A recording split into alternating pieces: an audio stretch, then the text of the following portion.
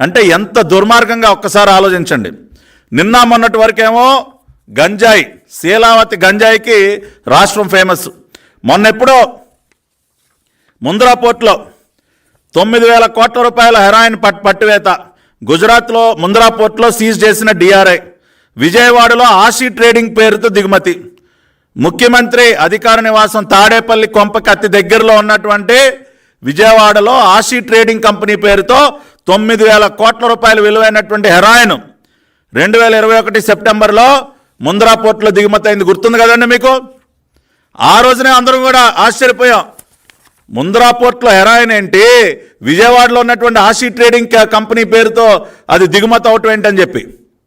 ఇవాళ మళ్ళీ Sandhya aqua exports, Konam Veerabhadrarao, YCP నాయకుడైనటువంటి కోనం పూర్ణచంద్రరావు సోదరుడికి చెందినటువంటి కంపెనీ పేరుతో మళ్ళీ 25,000 కిలోల మత్తు పదార్థాలతో కూడినటువంటి ఈస్ట్ని బ్రెజిల్ నుంచి కూడా దిగుమతి చేశారు.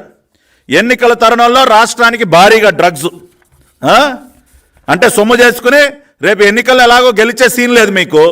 ఈ రకంగా డ్రగ్స్ వ్యాపారం చేసి ఆ సొమ్ములతో రేపు ఎన్నికల్లో డబ్బులు వరద పారించాలనుకుంటా ఉన్నారా జగన్ రెడ్డి?